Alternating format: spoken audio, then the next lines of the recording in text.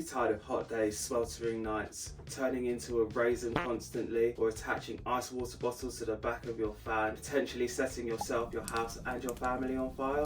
Well, try this trick and share it with your friends so we can cool down the world with science together. Now, the first thing you're going to want to do is open your windows wide, but only the windows directly in front of the fan. If the sun is shining through that window, you're not really going to cool down and your room is going to constantly get warmer. So you're going to either have to block the light, which we will get to soon, or go to another part of your house where the light isn't directly shining through your window. If there are windows on the same side of that room, you still only want to open this one window here.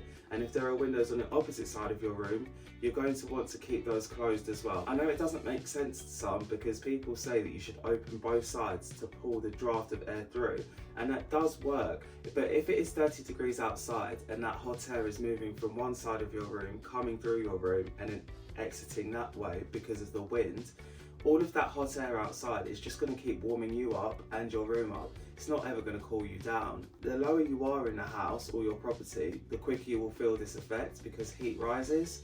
I live on a loft at the house, so I really know if it's 30 degrees outside, it will feel like 40 in my bedroom. So going to a part of your house where the sun isn't shining and a lower level will increase the power this effect has. The second step, you're going to want to place your fan 30 centimeters to 1.5 meters away from your window and aiming the fan slightly upwards if you can.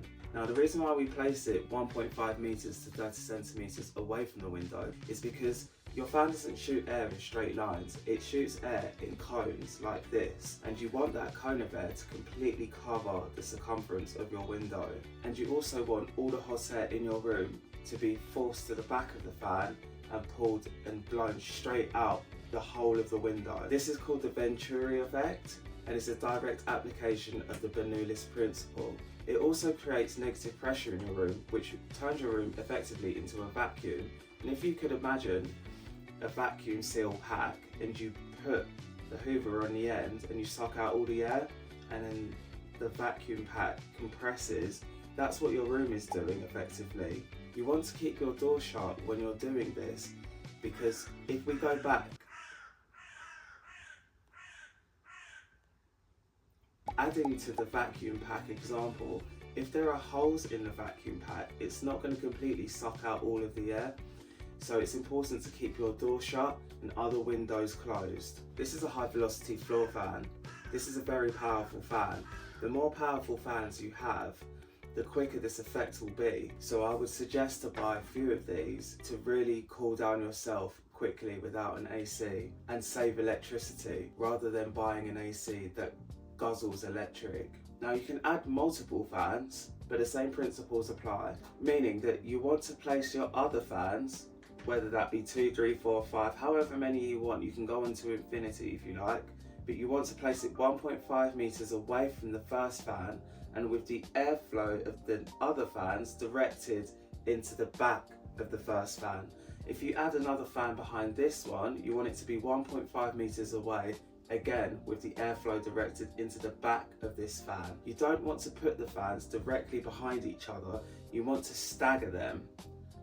And the reason for this is because this is where all your suction is happening and you don't want to block that with anything, not even another fan, because it will mess the whole airflow up. And I will demonstrate that with my vape in a moment. If you are smoking, you want to turn off the other fans as well because it will conflict with the airflow of this fan.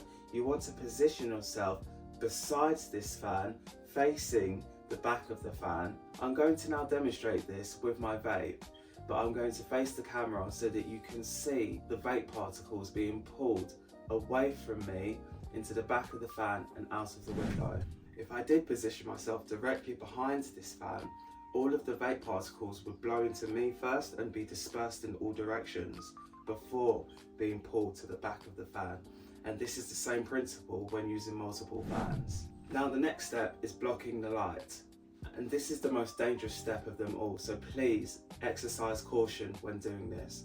You never want to wrap your fans inside the fan. That's a surefire way to set yourself, your house and your family on fire. Instead, this floor fan has a handle, and most floor fans do have handles as far as I know. And what you're going to want to do is tie the curtains to the back of this fan, but not blocking any of the back of the fan and not blocking any of the front of the fan. This is very important. If you don't have a fan with a handle on it, I would suggest to get some sellotape, and through the magic of editing, here is the sellotape, and you're going to want to attach the fan to the edge of the top of the fan instead. Again, not blocking the front or the back, because this is where all of your airflow is happening.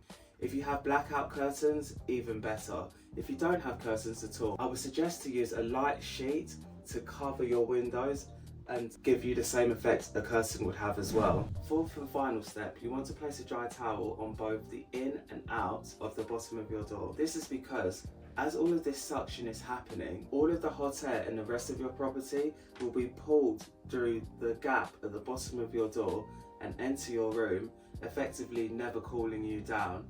And it will take for the rest of the property's ambient temperature to cool down for your room's temperature to cool down. When you do this and it's working and you're blocking that airflow from outside, you will drastically feel the temperature difference in your bedroom to the rest of your house when leaving your room. We place a dry towel on the outside of the door because as you leave your room, you want that airflow to still be blocked, as one of the towels would have moved as you've opened the door and closed it again.